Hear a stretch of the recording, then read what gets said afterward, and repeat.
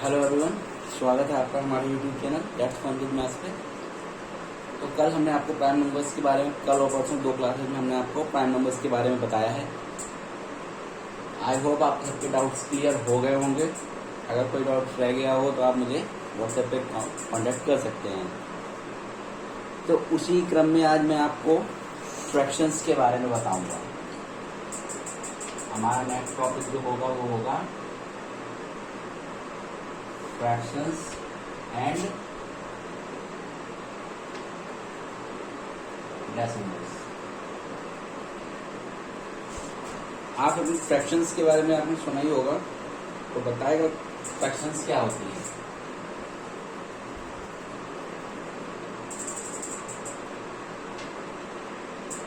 जैसे हिंदी में क्या बोलते हैं, भिन्न। फ्रैक्शन क्या होती है बेसिकली, इसको सिंपल वर्ड्स में हम ये बोल सकते हैं कि पार्ट ऑफ अ होल। कोई पूरी चीज हो उसका एक छोटा सा हिस्सा।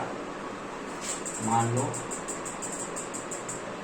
ये हमारा एप्पल है, हमने इसके 4 पीस कर दिए, ठीक है। तो पीस कितने किए हमने? 4।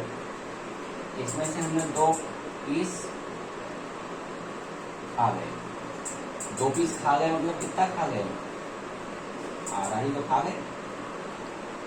या मान लो 3 पीस 3 छोड़ दिए और 1 पीस खा गए, तो कितना हिस्सा खा लिया हमने उसका? 1/4 खा लिया। ऐसे अगर मान लो हमारा कोई रेक्टेंगल है, उसके हमने 4 इक्वल पार्ट किए, तो कितने पार्ट किए हैं? जितने भी पार्ट जितने भी किए जाएंगे वो अपन पूरा हिस्सा हमेशा नीचे रहेगा। तो पार्ट कितने कर दिए मैंने? 1 2 3 एंड 4 पार्ट्स कर दिए इसके। अब वो आपसे पूछता है, मान लो मैंने इसका एक पार्ट शेडेड कर दिया, ठीक है। चलो मान लो 3 पार्ट शेड कर दिए, तो वो आपसे पूछेगा fractional part of shaded region. अरे टोटल पार्ट कितने थे हमारे? 4। शेड हमने कितने में दिया है? 3। तो शेडेड पार्ट का फ्रैक्शनल पार्ट कितना हो गया? 3/4। यानी कि 4 में से मैंने कितने शेड कर रखे हैं? 3। यहीं पे अगर वो अनशेडेड रीजन पूछ ले तो 1/4, क्योंकि एक ही तो है जो शेड नहीं किया गया है, ठीक है।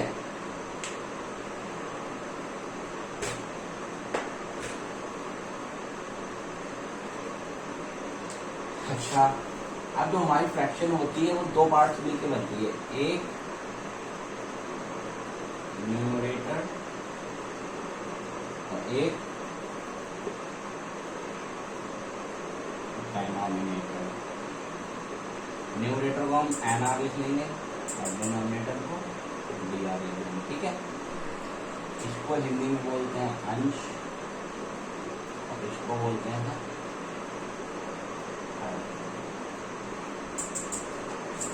ठीक है।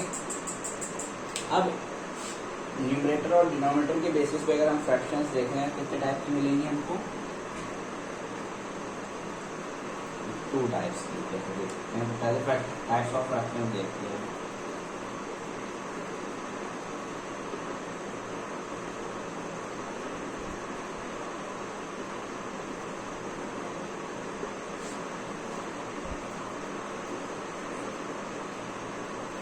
पहली होती है आपकी प्रॉपर फ्रैक्शन।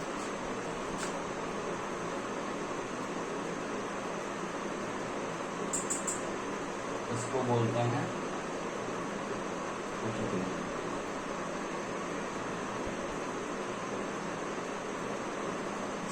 ठीक है। अब प्रॉपर फ्रैक्शन होती क्या है?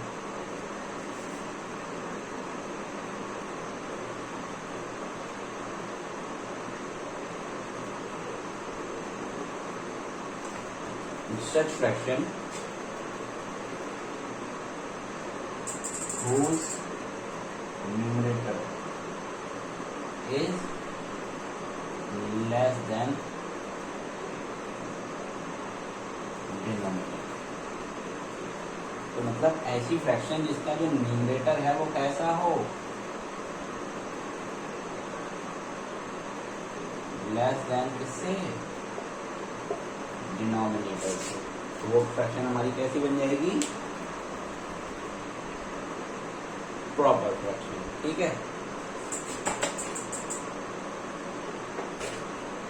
एग्जाम्पल देखो, जैसे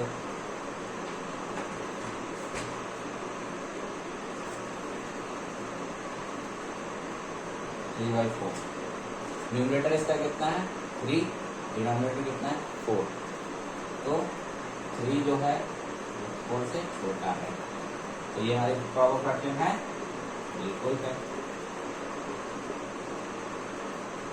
5/8, 7/9 एंड सो ऑन, ऐसे आपको बहुत सी मिल जाएंगी। ठीक है, तो ये बात हो गई हमारी किसकी, प्रॉपर फ्रैक्शन।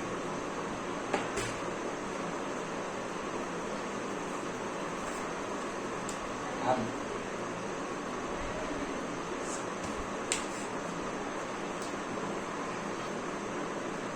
तो अब बात करते हैं improper fraction.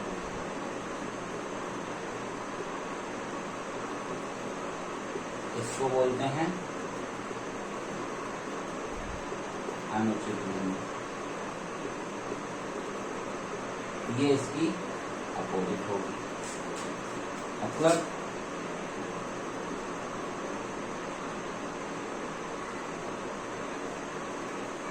such fractions whose numerator is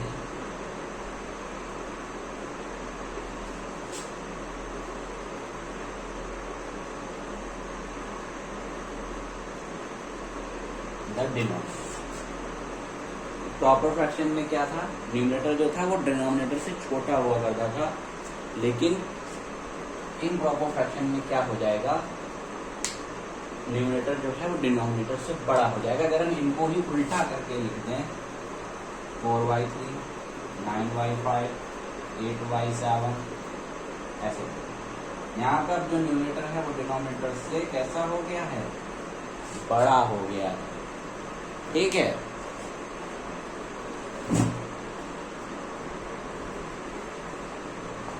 तो इम्प्रॉपर फ्रैक्शन समझ में आई।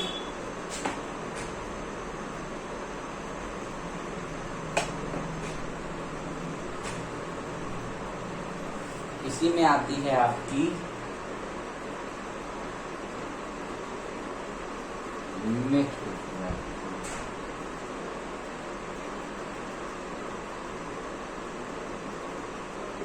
मिक्स्ड फ्रैक्शन क्या होती है, मिक्स्ड फ्रैक्शन वो होती है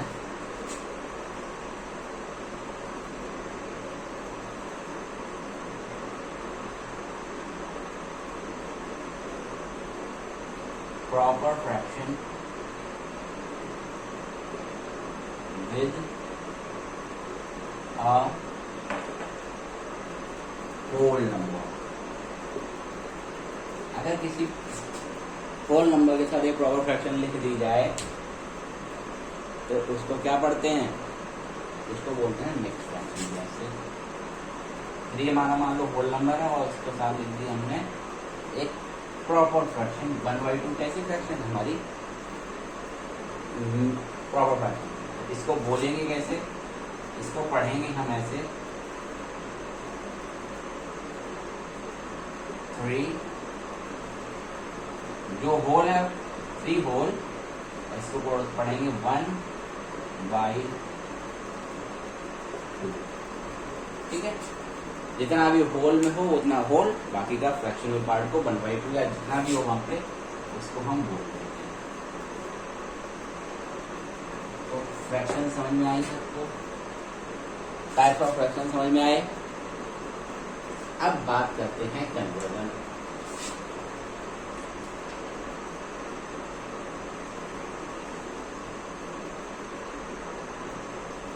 conversion of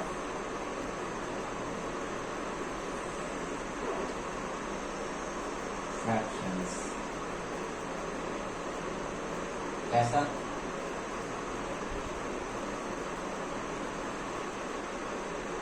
improper to mix, और मिक्स को बदलना है टाइम हमको इम्प्रॉपर में। ठीक है, इन दो तरह से हम इनका कन्वर्जन कर सकते हैं। तो इम्प्रॉपर को मिक्स में कैसे बदलेंगे? अभी कोई फ्रैक्शन मान लो हमारी दी है 15/7,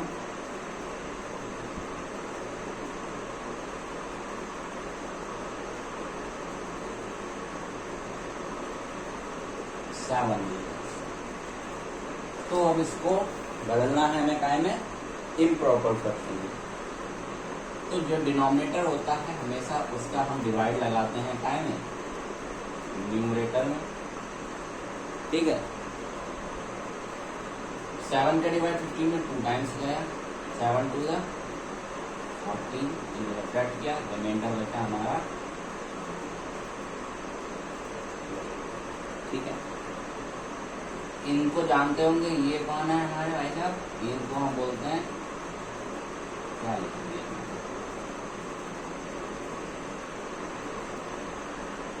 कोशिएंट।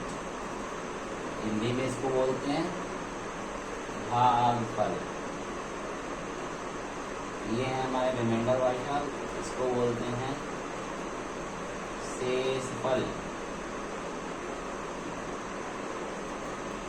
ये है हमारा डिविडेंड, और ये है हमारे भाई साहब डिवाइजर।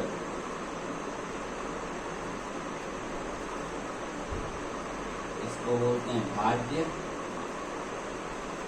इसको बोलते हैं भाजक। ठीक है, अच्छा इनका रिलेशन क्या होता है देखो। तो जितनी बार हमारा जितना हमारा कोशिएंट होगा वो तो हमारा बनेगा होल नंबर। एक तरह से क्या होगा, यहाँ पे आएगा हमारा कोशिएंट होल में बन जाएगा, यहाँ पे हमारा आएगा रिमाइंडर, और इधर हमारा नीचे डिवाइजर।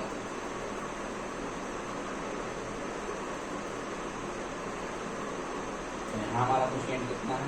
2, रिमाइंडर कितना है? 1, और डिवाइजर कितना था हमारा? That is your mix fraction 2 whole 1/7। ठीक है, अच्छा इसी को अगर हम उठा लें यहाँ पर 2 होल 1/7। अच्छा एक चीज इसको बदलने से पहले एक चीज देखो आप, क्या देखो कि जो डिविडेंड इक्वल्स टू होता है हमारा, यानी कि भाजक जो होता है वो हमेशा क्या होता है?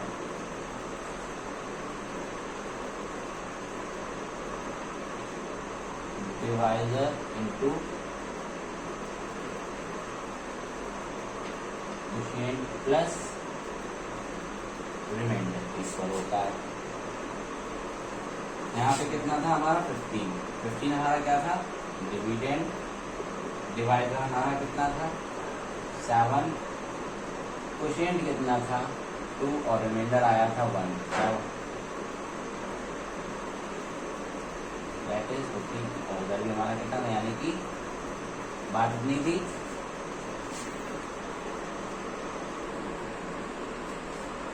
तो ये समझ में आया भाई, डिविडेंड इक्वल्स टू क्या होता है? Divisor into quotient plus reminder.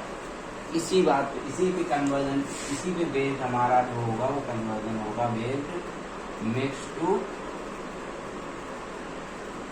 Improper. ठीक है, ठीक है। क्या है ऊपर? Divisor into quotient. डिवाइजर हमारा कितना है 7। 2 हमारा यहाँ पे क्या था, ये वाली क्या चीज थी हमारी क्वेश्चन, और जो 1 हमारा यहाँ पे क्या था वो प्लस, और डिवाइजर हमेशा कितना रहेगा 7 2 का 14 प्लस 1 कितना हो गया 15/7।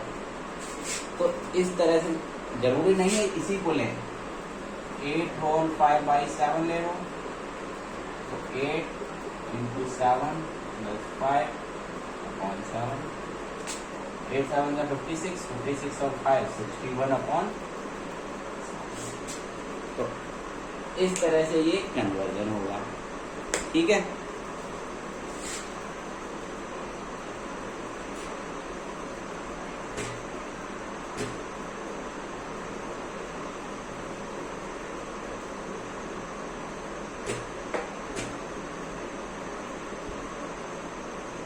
अब बात करते हैं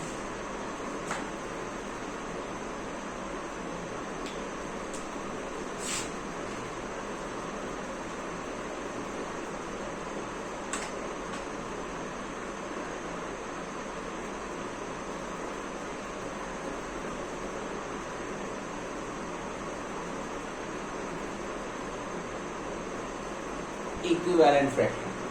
इक्विवेलेंट फ्रैक्शंस क्या होती है हमारी, जिसको हम बोलते हैं समतुल्य,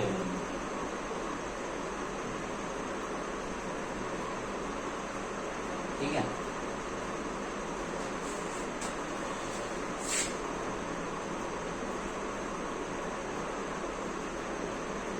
एनी फ्रैक्शन, कोई भी भिन्न जो है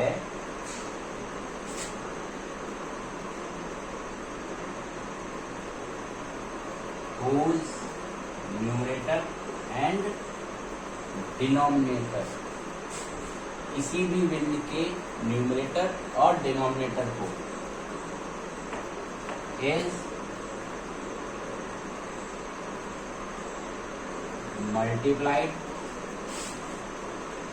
और divided by the same number। क्या बोला, any fraction whose numerator and denominator is multiplied or divided by the same number, then the resultant fraction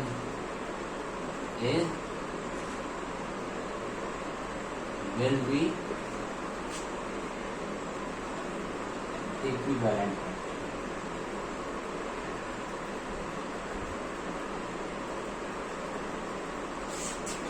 क्या बोला है, any fraction whose numerator and denominator, कोई भी ऐसी फ्रैक्शन जिसके न्यूमरेटर और डिनोमिनेटर दोनों को किसी सेम नंबर से या तो मल्टीप्लाई किया जाए या सेम नंबर से हम उसको क्या कर दें, डिवाइड कर दें, तो जो भी रिजल्टेंट फ्रैक्शन है, जो भी उसके बदले में हमें जो फ्रैक्शन मिलेगी वो उसकी क्या होगी, इक्विवेलेंट फ्रैक्शन होगी। जैसे मान लो हमारी कोई फ्रैक्शन है 3/8, अगर हम इसमें सेम नंबर से मल्टीप्लाई कर दें, 3 2 जा 6, 8 2 जा 16, तो 6/16 इक्विवेलेंट टू किसके हो जाएगी, 3/8। क्यों, मेन फ्रैक्शन हमारी क्या थी 3/8। अच्छा, मान लो अगर हमारे पास है 12/8 और इसमें हम दोनों में सेम नंबर से डिवाइड कर दें, ये हो जाएगा 2/3। 2/3 जो इक्विवेलेंट होगी वो किसकी होगी, 12/18 की। अब इस पे क्वेश्चन कैसे बनता है, जैसे मान लो आपको दे दिया 3/18 8 और इधर दे दिया 9 और यहाँ आपको बॉक्स दे दिया, तो बॉक्स में कितना आएगा, अब आपको पता है यहाँ कितना हो गया, 3 का मल्टीप्लाई हुआ है, तो इसमें हम किसका मल्टीप्लाई करेंगे, 3 का, 8 3 24। तो ये इस तरह से इसके क्वेश्चन बनेंगे। इक्विवेलेंट फ्रैक्शन आ गई समझ में।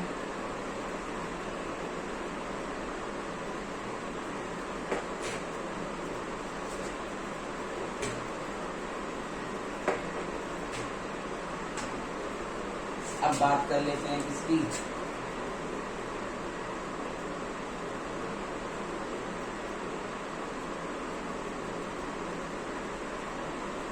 simplest form of fraction।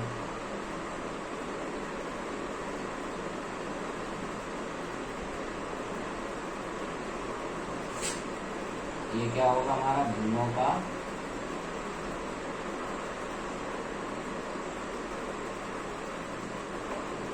सरलतम रूप। ठीक है,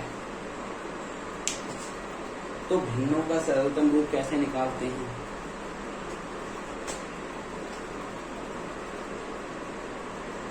होता क्या है भिन्नों का सरलतम रूप,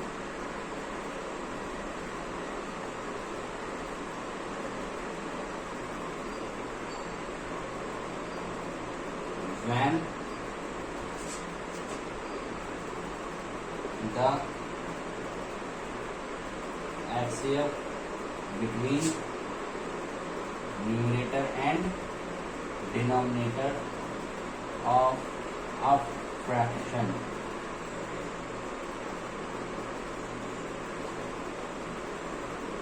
is 1, then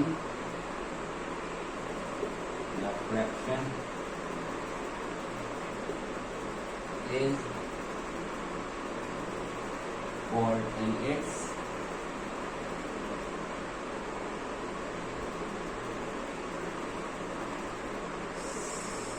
simplest form।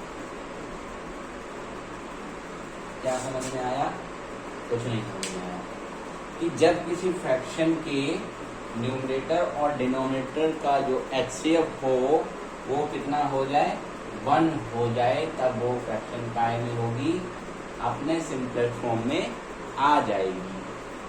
ठीक है, जैसे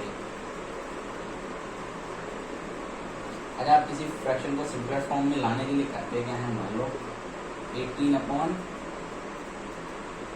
है, इसको हमें लेके आना है सिंपलेस्ट फॉर्म में। हम तो कर देंगे 2 ने 18, 2 धान 20, ये आ गया 9/10।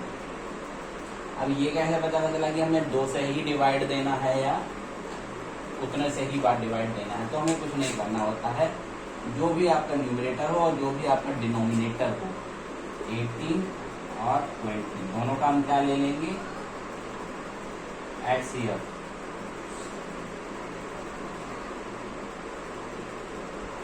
और जो हमारा कॉमन फैक्टर होता है इनका HCF कितना आया, फिलहाल 2 आया, तो 18/20 था। दोनों में सेम नंबर से ही हम डिवाइड कराएंगे, जैसा कि हमने आपको बताया। ठीक है, आई बात समझ में इतनी।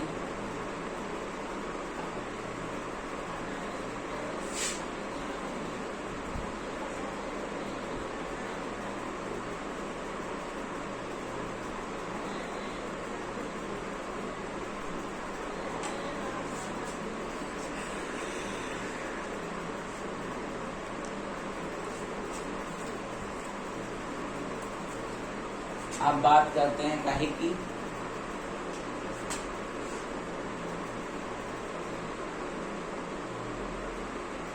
कंपैरिजन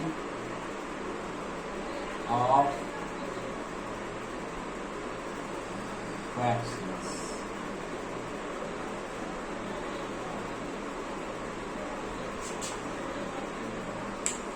कंपैरिजन ऑफ फ्रैक्शंस कैसे करेंगे, तो इसकी भी कंडीशन है भाई। पहली कंडीशन क्या है,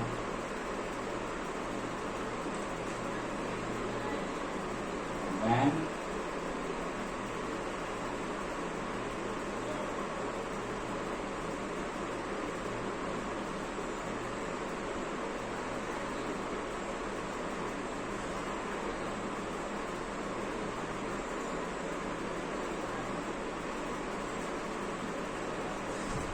जब फ्रैक्शंस के क्या हों, डिनोमिनेटर कैसे हो जाएं, सेम हो जाएं। मतलब मान लो यहाँ पे है 5/2, 3/2, 8/2, 7/2, 1/2, 9/2, तो डिनोमिनेटर सबके कैसे हैं, सेम है। तो ये फ्रैक्शंस जब क्या है, जब कंपैरिजन करना है, जबकि सब सारे फ्रैक्शंस के डिनोमिनेटर कैसे हैं, सेम होंगे। इस तरह से फ्रैक्शंस दिए हों आपको तो क्या होगा, तो जब इस तरह से दिया होगा then whose numerator is greater, that fraction will be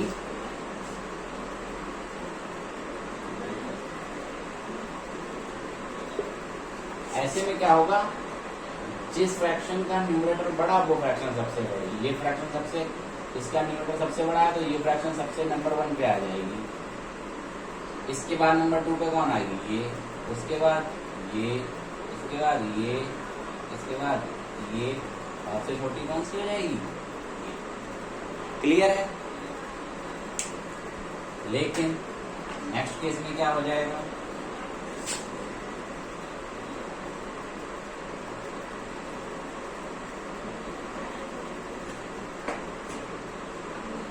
man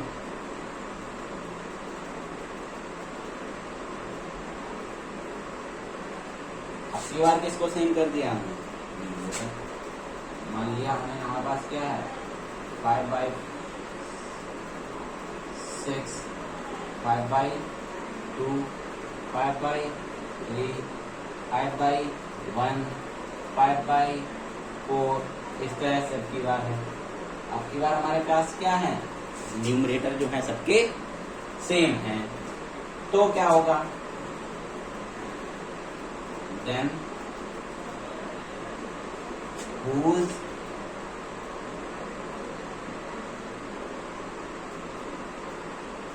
denominator जो है is smaller, that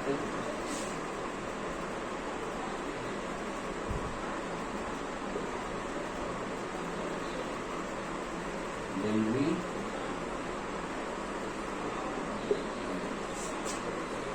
जब न्यूमरेटर सबके सेम हो जाएंगे तो क्या होगा, जिसका डिनोमिनेटर सबसे छोटा होगा वो फ्रैक्शन हमारी सबसे बड़ी हो जाएगी। अब यहाँ सबसे छोटा डिनोमिनेटर कौन है, ये, तो सबसे बड़ी नंबर कौन होगी, ये, उसके बाद ये, उसके बाद ये, उसके बाद ये, सबसे छोटी कौन सी आएगी, जिसका डिनोमिनेटर सबसे बड़ा। अब हमारा न्यूमरेटर भी सेम हो गया और डिनोमिनेटर भी सेम हो गया।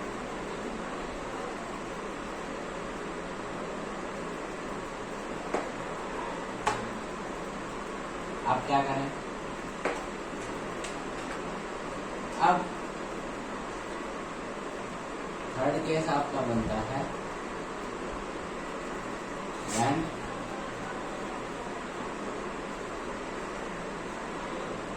neither numerator nor denominator is same। अब की बार ना हमारा न्यूमरेटर सेम है और ना डिनोमिनेटर सेम है। अब क्या करोगे,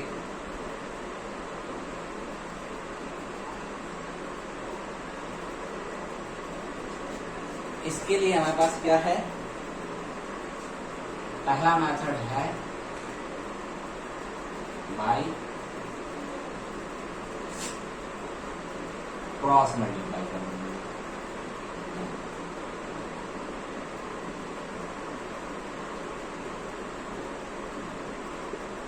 ठीक है, जैसे मान लो 5/3 है और 8y 5। ये दो फ्रैक्शन हैं ना, तो जिनके ना तो न्यूमरेटर से, यहाँ 5 है, यहाँ 8 है, यहाँ 3 है, यहाँ 5 है। ठीक है, अब हमें कैसे पता चलेगा कौन सी फ्रैक्शन बड़ी है? तो क्या करेंगे, इसको हम नंबर देते हैं nr1 और इसको नंबर देंगे dr1, इसको नंबर देते हैं nr2 और इसको नंबर देते हैं dr। nr1 numerator first, numerator second, denominator second. ठीक है, तो हम क्या करेंगे, nr1 का मल्टीप्लाई करेंगे dr2 से और nr2 का मल्टीप्लाई कर देंगे dr1 से। आया समझ में एकदम? करो भाई, 5 5 का ये तो है, इधर है 8 into 3। हमेशा nr1 इधर ही रहेगा, कभी भी उधर nr1 नहीं जाएगा। ये नहीं हमने मल्टीप्लाई इसका इससे करके इसके नीचे लिख दिया तो गड़बड़ हो जाएगा। तो ये आया 5 5 का 25 और 8 3 का 24। कर लिया इतना? जिसका मल्टीप्लाई, जिस साइड का मल्टीप्लाई बड़ा हो जाए वही फ्रैक्शन हमारी बड़ी हो जाएगी। क्लियर है? क्या हो जाएगा, न्यूमरेटर 1 का मल्टीप्लाई किससे करेंगे, डिनोमिनेटर 2 से, इसका इससे और इसका इससे, इसका इसका मल्टीप्लाई इस साइड, इसका इसका मल्टीप्लाई इस साइड। जिसका मल्टीप्लाई बड़ा वो फ्रैक्शन बड़ी हो जाएगी।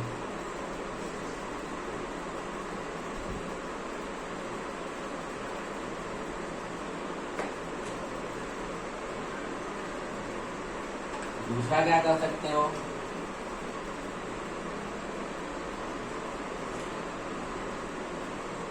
by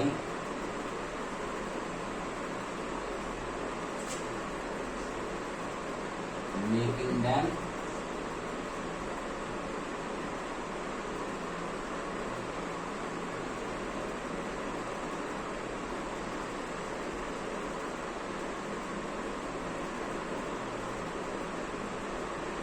like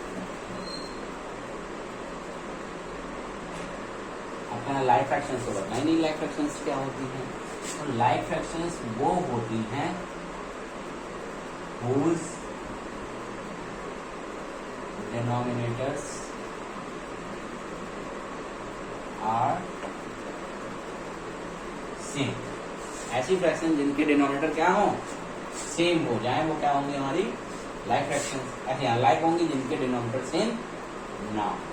तो अब मान लो कोई फ्रैक्शन दी है हमको 3/5 और 7/6, तुमने मैं क्रॉस मल्टीप्लाई बता दिया।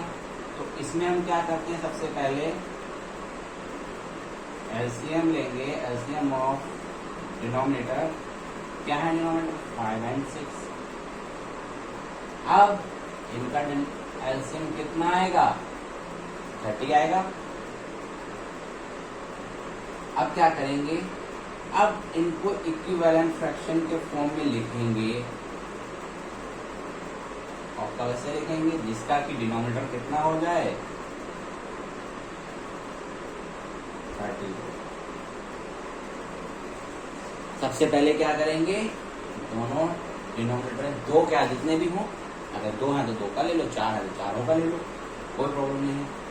तो 2 हैं प्लस दोनों का हमने क्या लिया, एलसीएम। एलसीएम जितना आया उसको इक्विवेलेंट रख देंगे।